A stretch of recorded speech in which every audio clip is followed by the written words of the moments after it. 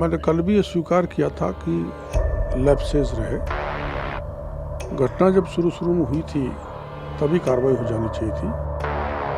Car में तो पहली एक घटना ऐसी हुई है जिसमें मैं अधिकारियों की लापरवाही मानूंगा। ये प्रचारित किया जा रहा है कि डॉक्टर किरोड़ी लाल मीणा को रिप्लेस करने के लिए पूरी तरीके से ये नरेश मीणा वाला जो एपिसोड हुआ है, ये तरीका तो गलत है।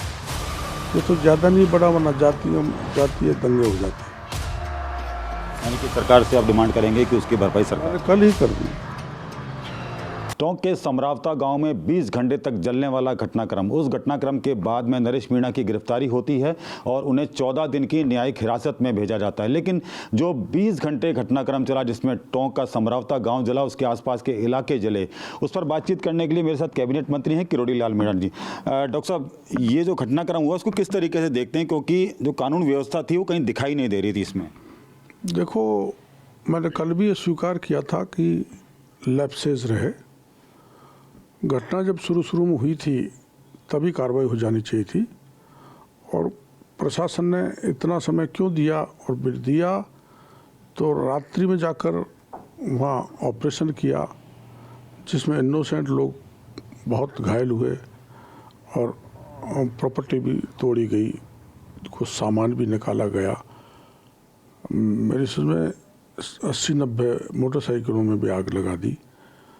तो ये फिर उसी समय मैंने डीजी से बात की थी। मैंने कहा फिर रात में ऐसी कार्रवाई मत करो, आप सुबह करना। तो फिर दूसरे दिन उन्होंने कार्रवाई करके आरोपी नरेश मीणा को पकड़ लिया था। ये जो घटनाक्रम हुआ, थप्पड़ कांड जो हुआ, 11 बजे के आसपास हुआ सुबह, लेकिन 11 बजे से लेकर रात को 8 बजे तक प्रशासन ने कोई कार्रवाई नहीं करी। एसडीएम ये कहते हैं कि हमारा सिर्फ एक ही उद्देश्य था कि चुनाव प्रक्रिया को शांतिपूर्वक तरीके से कराना। ये कैसा शांतिपूर्वक तरीका था कि उस एसडीएम को थप्पड़ पड़ता है लेकिन रात को 8 बजे तक पुलिस कुछ नहीं करती है और रात को 8 बजे 2000 से ज़्यादा लोग वहाँ इकट्ठे होते हैं? देखो, यही मैं कह रहा हूँ, यही लैप्स है। हमने भी कई चुनाव लड़े हैं जहाँ हिंसा हो जाती है और तुरंत पुलिस उनको गिरफ्तार करती है, क्योंकि उस समय चुनाव आयोग काम करता रहता है, उसमें कोई राजनीतिक दबाव भी नहीं होता। लेकिन चुनाव आयोग या प्रशासनिक अधिकारियों ने ये ढिलाई क्यों बरती, ये समझ से बाहर है। इसलिए मैंने न्यायिक जांच की मांग की है कि जुडिशियल इंक्वायरी इस पूरे प्रकरण की होनी चाहिए। जो लैप्सेज रहे सरकारी मशीनरी के, वो भी पता लग जाए कौन कौन इसमें गड़बड़, कैसे घटना हुई, कितना नुकसान हुआ, कौन घायल हुए, किसके लगी।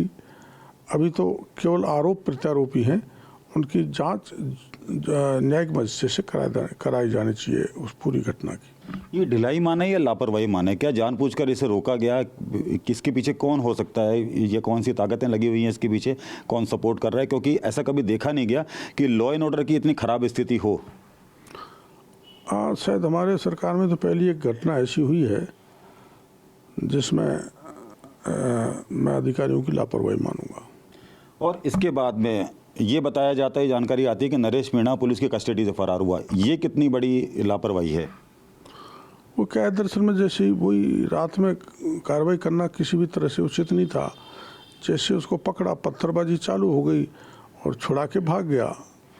तो ये भी एक बहुत बड़ा कमी पुलिस की तरफ से रही है। वो रात को भागते हैं और सुबह अचानक से बुलेट पर बैठकर उस गांव में आते हैं और पुलिस को ही ललकारते हैं, प्रशासन को ललकारते हैं कि मैं आ गया हूं और मैं सरेंडर करने आया। उसके बाद में वो कई बयान देते हैं कि उन्होंने थप्पड़ मारा, उस पर कोई अफसोस नहीं है, पुलिस वालों को मारा, उस पर कोई अफसोस नहीं है। अब वो तो व्यक्तिगत उनका आचरण है राजनीति में, किस ढंग से वो बढ़ना चाहता है, मैं उसके बारे में कमेंट नहीं करना चाहता। लेकिन लोकतंत्र में ये कैसे भी परमिसिबल नहीं है कि आप अधिकारियों को मारू पेटे, पूरे तंत्र को और सरकार को चुनौती दें। ऐसे राजनीति नहीं करनी चाहिए।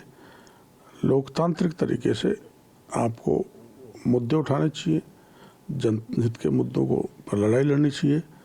पर वो उसको जो उन्होंने किया है वो उसको कोई उचित नहीं मानता, ना तो आम लोग मानते हैं, ना मीडिया मानता, ना कोई राजनीतिक दल, सभी ने क्रिटिसाइज किया। मीडिया के सामने वो कहते हैं सचिन पायलट उनके आदर्श हैं, किरोड़ी लाल मीणा उनके आदर्श हैं।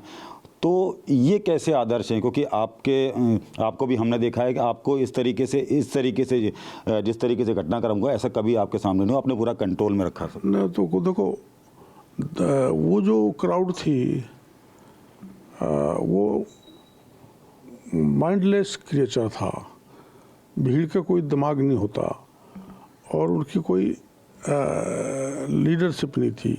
लीडर वही है जो भीड़ को अपने कब्जे में रखे और जो नेतृत्व करता है उसके अनुसार ही भीड़ चले, तब तो आप सफल हो जाओगे।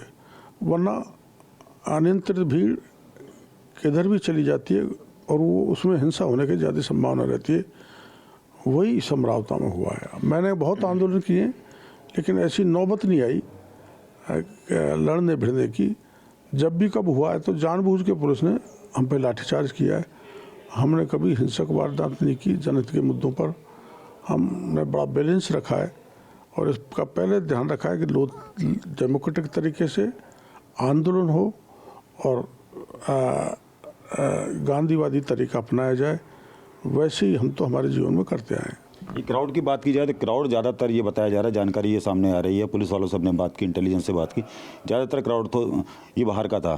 तो ये बाहर के जो युवक हैं, जो युवा आए हैं और जिन्होंने ये पूरा बवाल मचाया है, इनका जिम्मेदार कौन है? वो तो गांव वाले भी यही कह रहे थे, इंटेलिजेंस भी यही कह रहा है, पुलिस प्रशासन जो है वो भी यही कह रहा है। बाहर के कौन कहाँ के कैसे कैसे लोग आए, कब से वहाँ प्रचार में लग रहे थे, किस किस ने क्या किया है, ये तो जांच का विषय है और मेरी समझ में पुलिस या सरकार उसकी जांच कराएगी और चिन्हित करेगी कौन दोषी है कौन निर्दोषी है। ये पुलिस और सरकार का कहीं ना कहीं सपोर्ट तो यहाँ दिखाई दे रहा है, क्योंकि जिस तरीके से पूरा घटनाक्रम हुआ और घटनाक्रम होने के बाद जिस तरीके से जो है सरकार की लापरवाही देखने को मिली, सरकार ने जिस तरीके से छोड़ के रखा, यानी कि वो गिरफ्तार होते हैं, उसके बाद में फिर वो वहाँ से रवाना हो जाते हैं, पुलिस कस्टडी से भाग जाते हैं, उसके बाद आते हैं और प्रशासन को ललकारते हैं। तो कहीं ना कहीं जो ये प्रशासन है उसकी लापरवाही में किसे जिम्मेदार मानते हैं आप? क्या ऐसा जो सब कुछ हुआ है वो समझ से बाहर है। थप्पड़ मार देना, उसके 8 घंटे बाद पुलिस का गांव में घुसना, उसके 20 घंटे बाद सरेंडर करना, कुछ सारे ऐसा ही लगता है, कुछ शक तो पैदा करता है। लेकिन ये जुडिशल इंक्वायरी से जनता के सामने सही चीज़ आ सकती है। एक बड़ा नाम है मीणा समाज में डॉक्टर किरोड़ी लाल मीणा का, और चर्चाएं ये भी हैं, सोशल मीडिया पर भी ये प्रचारित किया जा रहा है कि डॉक्टर किरोड़ी लाल मीणा को रिप्लेस करने के लिए पूरी तरीके से ये नरेश मीणा वाला जो एपिसोड हुआ है इसको तो नई जनरेशन तो आनी चाहिए। अटल जी रहे, आडवाणी जी रहे, उसके बाद नई जनरेशन मोदी जी, हमारे यहाँ भी हम उम्र दराज हो गए, तो नई जनरेशन राजनीति में आनी चाहिए। उसमें कोई बुरी बात नहीं है। कोई हमारे जिस ढंग से काम किए, हमने आंदोलन किए, वैसे होना चाहिए जनहित में। मैं आपकी बात से सहमत हूँ कि नई जनरेशन आनी थी, लेकिन ये तरीका कितना सही है, क्योंकि पूरा गांव जला है। ये तरीका तो गलत है। ये तो ज़्यादा नहीं बड़ा, वरना जातीय दंगे हो जाते हैं। वहाँ तक ही रह गया। फिर मैं भी कुछ जाके मामले को शांत करा के आया हूँ और प्रमुख लोगों को बुला के सरकार से मिलाया है, तो उनको संतुष्टि हुई है। इसलिए अब पूरी तरह से पूरा क्षेत्र शांत है। यानी कि आप मानते हैं कि जाट मीणा का ये जातीय दंगा बढ़ सकता था? अगर हो सकता था, क्योंकि collector Jat, SP Jat, SDO Jat, कहीं ज़्यादा कुछ अनहोनी हो जाती तो कितनी देर लगती है जातिगत तनाव बढ़ने में। वो उससे हम बच गए, सरकार बच गई। लेकिन पुलिस की तरफ से नरेश मीणा को पेश किया गया, वीसी के जरिए पेश किया गया, लेकिन रिमांड भी नहीं मांगा गया और 14 दिन की डायरेक्ट जो है हिरासत में। मैं ज़्यादा नहीं समझता, पुलिस ही बता सकती है क्यों नहीं रिमांड मांगा, सीधा जेसी में भेज दिया। उसका जवाब तो जांच अधिकारी, एसपी या डीजी दे सकते हैं।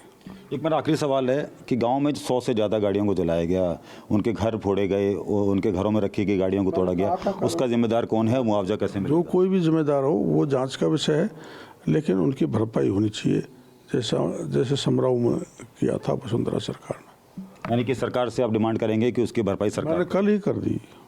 भरपाई होनी चाहिए, क्योंकि सब गरीब है, उनके कुछ नहीं, बेचारों की खेती भी कोई थोड़ी है, मजदूर टाइप लोग हैं। नुकसान कुछ लोग कर गए आके, उसमें प्रशासन के लोग भी थे, आवारा दूसरे भी थे, इसलिए उनकी भरपाई होनी चाहिए। बहुत बहुत शुक्रिया। तो ये थे डॉक्टर किरोड़ीलाल मीणा जी, जिन्होंने TV9 भारतवर्ष पर एक्सक्लूसिव बातचीत की है। बताया है कि ये दंगा जो है और ज़्यादा बढ़ सकता था और जातीय दंगे में ये तब्दील हो सकता था, यानी कि जाट और मीणा का ये जो लड़ाई है वो हो सकती थी। हालांकि मौके पर समय पर पहुँच के उन्होंने स्थिति पर काबू किया है और जो नुकसान हुआ यानी कि 100 से ज़्यादा गाड़ियों को जो जलाया गया उसके लिए उन्होंने मुख्यमंत्री भजन लाल शर्मा से बातचीत भी की है। उन्हें कहा है कि सरकार इसकी भरपाई करे। मेरे सहयोगी जतिन के साथ ध्वज आर्या, TV9 भारतवर्ष, जयपुर।